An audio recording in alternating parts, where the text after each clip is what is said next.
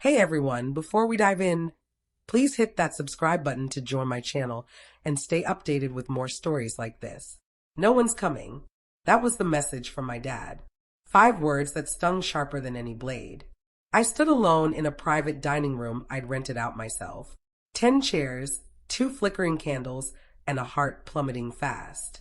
I'm Chelsea King, just turned 38 in Jackson, Mississippi. Weeks of planning went into this birthday dinner. Every detail flawless, every seat ready. Then I opened my phone. There they were, my parents, my brother, my aunt, all grinning in Miami. Cocktails in hand, sunglasses on, a caption reading, "Together at last." They didn't just miss my birthday. They wiped me out of their family picture. My hands trembled as I stared at the screen. Then I did something they never saw coming. I logged into every account linked to their rentals and locked them down tight. They thought they could ghost me while banking on my money. They thought wrong.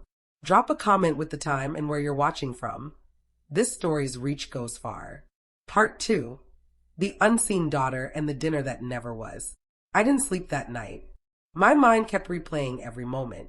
Every time I'd bailed my family out. Every time they repaid me with silence. They always preached family first, but somehow I was never in that circle. I built my real estate business from nothing, one property at a time, and they were the first to cash in. My parents lived in one of my apartments, always behind on rent, but I never charged them late fees. My brother ran his struggling consulting firm out of one of my commercial spaces, propped up by my subsidies for years. My aunt's gossip-fueled dinners, paid for with the same cards that kept their utilities on. They called it family duty. I called it a one-way debt. Every favor I gave came with a sting, a jab about my boyfriend, Owen, a sneer about my luck, as if my hard work didn't matter because it was mine. I could still hear my mom's voice from last Thanksgiving. "At least your brother's business makes us proud." She said it sweetly, but it cut deep. I'd smiled, pretending it didn't hurt. For years, I thought keeping the peace was worth choking down my pride. But that text, that Miami photo, torched every excuse I'd ever made for them. They didn't forget my birthday. They deliberately erased me. I wasn't family anymore, just a bank account with a pulse. They wanted me invisible. They were about to learn what that really looked like. That night, something in me shifted. Not rage, but clarity. Love without respect is just a debt you'll never collect. I was done footing the bill. I wasn't angry anymore, just hollow. And sometimes, hollowness is the first step toward peace. Part 3. Silent Moves and Locked Accounts. The morning after my birthday, I woke up changed. The grief had faded, replaced by something sharper. Focus. For years, I'd handled my family like delicate glass, scared to shatter the myth of togetherness. Now I saw their cracks for what they were, deliberate. I made coffee, sat at my desk, and opened my property management system. 3 buildings, 3 leases, 3 weights they'd used to hold me down. My parents' rent was a steal compared to market rates. My brother's commercial space barely covered taxes. My aunt's senior discount was just another jab at my expense. Staring at the numbers, something clicked. If they wanted to treat me like a stranger, they'd pay like strangers. I drafted new leases, full market rates, 30-day notices, no negotiations, no favors, just business. When I hit send, a calm washed over me, one I hadn't felt in years. It wasn't vengeance, it was freedom. Owen walked in, hands smudged with grease, eyes curious. "You good?" he asked. I nodded, meaning it for the first time. "Yeah." He kissed my forehead, no questions asked. That's why I loved him. He trusted my chaos to turn into plans. I spent the afternoon combing through accounts, tallying every dime I'd covered for them. Car loans, overdue utilities, emergency repairs. Over $70,000 in 5 years. No wonder Miami was in their budget. By evening, my inbox buzzed with renewal notices, policy updates, the kind of paperwork that spelled control. I wasn't cutting them off out of spite. I was ending the handouts that funded their silence. They'd mocked Owen for years, calling him the grease monkey. But he was the only one who showed up for me. He valued effort, not entitlement. Maybe that's what they couldn't handle, seeing me thrive without their blessing. That night, Owen and I sat on the porch with a bottle of wine. We didn't mention Miami. We talked about what's next. He said, sometimes you've got to stop rescuing people who don't want saving. I gave a soft laugh. Guess I'd finally figured that out. My phone glowed under the moonlight, piling up with their missed calls, guilt trips, and excuses. I let them stack. Each one reminded me my peace was under construction. They'd taught me how to give. Now I was learning how to hold on. For the first time, I didn't feel like their daughter. I felt like me. And that was worth everything. I looked out at the quiet street, the night air sharp and unyielding. Freedom didn't feel lonely anymore. It felt earned. Part 4. The Showdown and the Stolen Loan. 3 days after I raised their rent, they showed up at my door. Dad in his crisp shirt, Mom in pearls she couldn't afford. Their faces wore that rehearsed mix of disappointment and concern. Chelsea, Dad began, this isn't you. Raising rent on your own family? Mom chimed in, her voice wobbling just enough to seem maternal. You're breaking us apart, honey. Over what? A birthday dinner? A birthday dinner? That's what they reduced it to. I leaned against the counter, arms crossed, pulse steady. You made your choice, I said. Now deal with it. Dad's jaw clenched. We built you up, he claimed, as if my success belonged to them. I nearly laughed.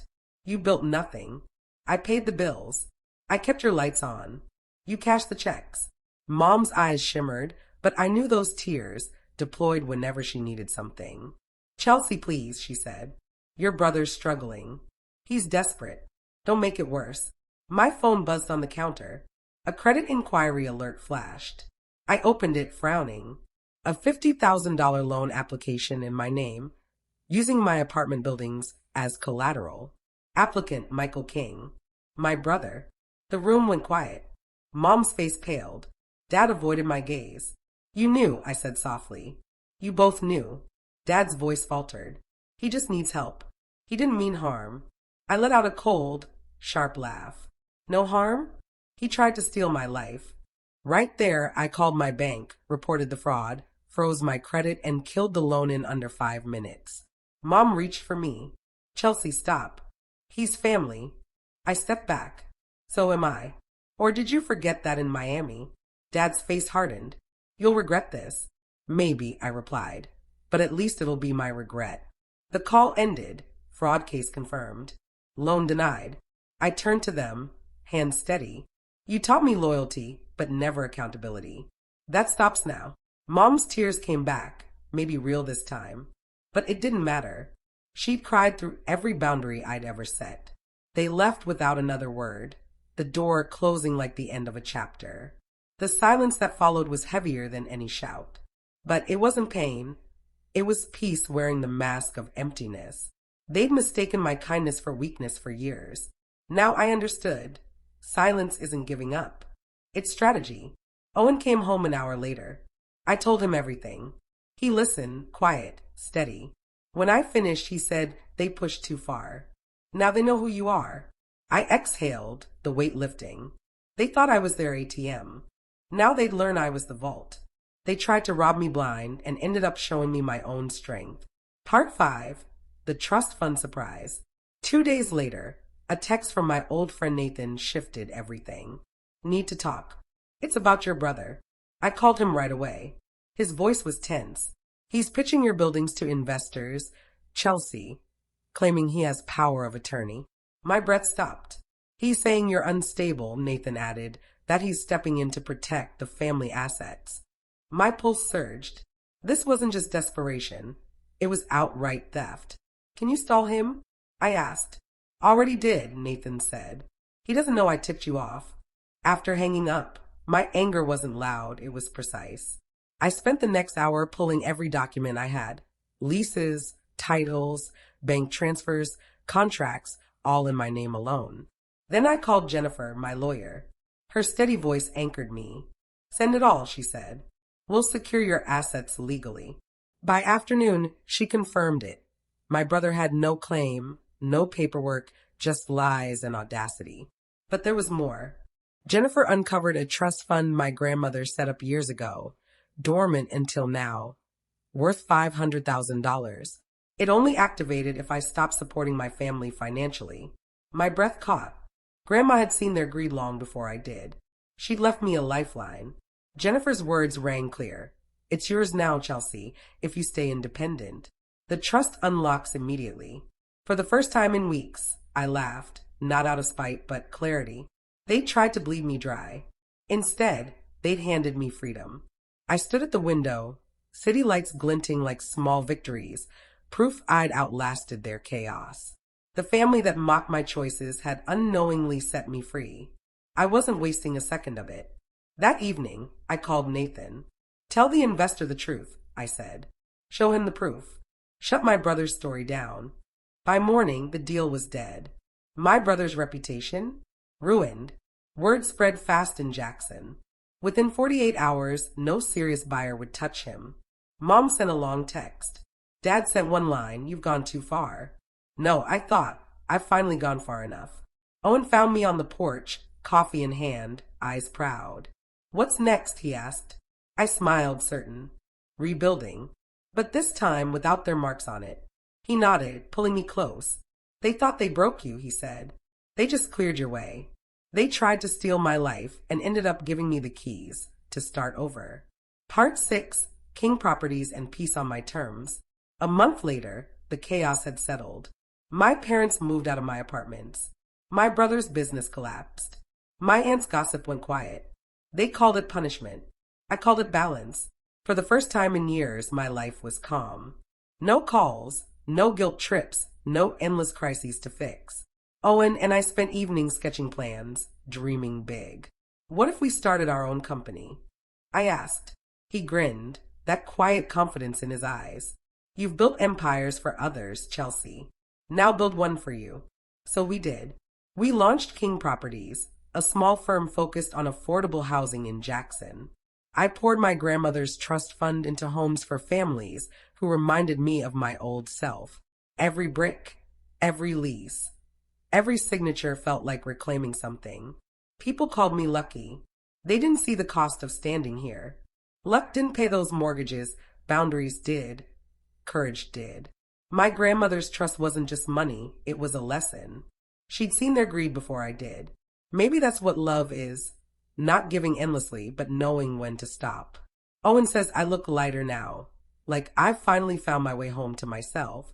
He's right. I stopped chasing their approval and started building my own peace.